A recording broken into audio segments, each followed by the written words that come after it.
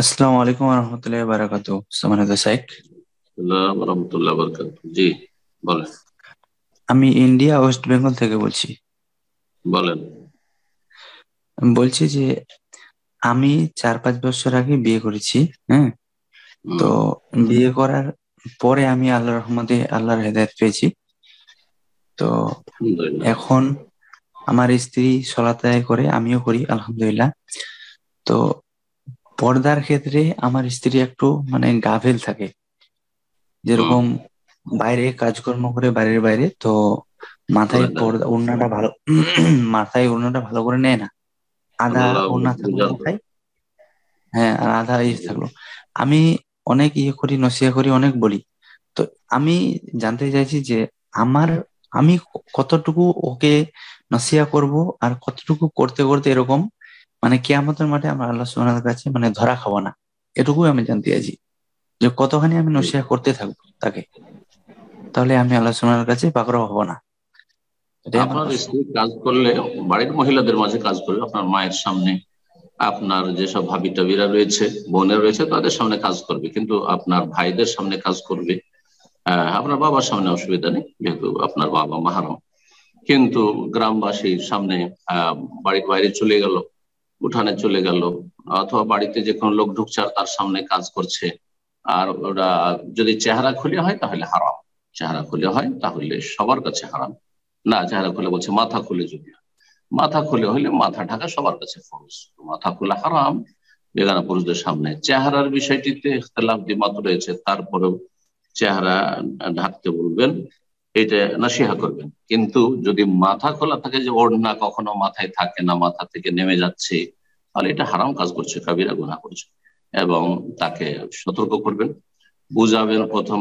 নসিহা করে যদি না হয় তাহলে চাপ সৃষ্টি করবেন। চাপ সৃষ্টি করবেন যে আমার সংসারে থাকলে, আমার বাড়িতে থাকলে মাথায় কাপড় দিয়ে সুন্দর করে বেঁধে নিতে হবে, আর যথাসাধ্য চেহারা ঢাকার চেষ্টা করতে হবে। বেগানা পুরুষদের সামনে একান্ত কাজ যদি করা জরুরি হয়, তাহলে নেকাব লাগিয়ে নেবেন। নেকাব লাগিয়ে মুখের ওপর ঘুমটা অথবা নেকাব লাগিয়ে কাজ করবে। আর না হলে যে সময় পুরুষ লোকেরা নেই, মানুষের সমাগম নেই, সেই সময় কাজ করে নেবে শালীনতার সাথে। কিন্তু মাথা খোলা থাকবে, আর তারপরে হাত খোলা থাকবে, অথবা আপনার আহ শরীর অঙ্গ প্রত্যঙ্গ খোলা থাকবে, শাড়ি পরে আছে আর পেট পিট খোলা আছে, ব্লাউজ পরে আছে, হারাম এরকম চলাফেরা করা।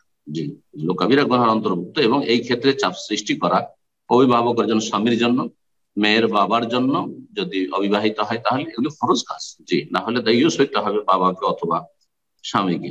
আল্লাহ সব জি হেদায়েত শেখ, দান করুন। আমি বল এবং শেখ, আমি বলছিলাম যে আমি কতটুকু নসিহত করতে যাব, ও যদি না ওই শুনে তো বলছি, তাহলে মানে মৌখিক কিয়ামতের নাসিহা মাঠে। করতে হবে, তাতে না শুনলে চাপ সৃষ্টি করতে হবে।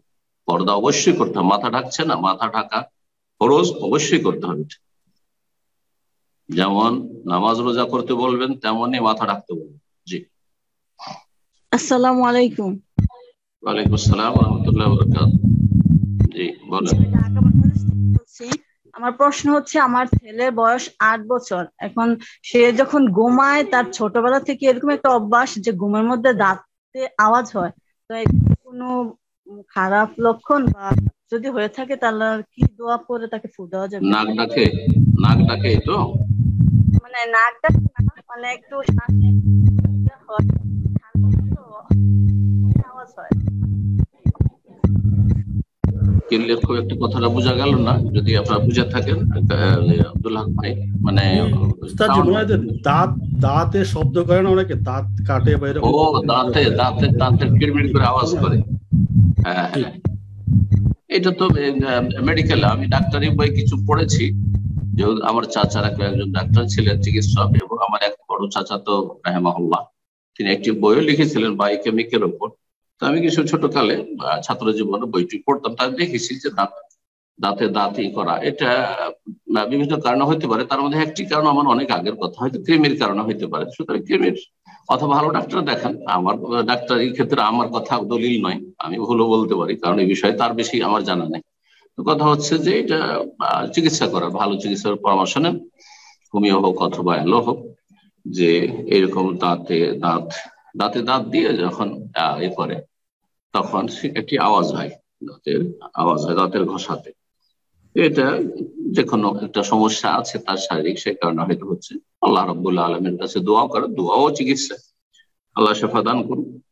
আর মাঝে মধ্যে রুকিয়া করবেন, সূরা ফাতিহা, সূরা ইখলাস, ফালাক, নাস।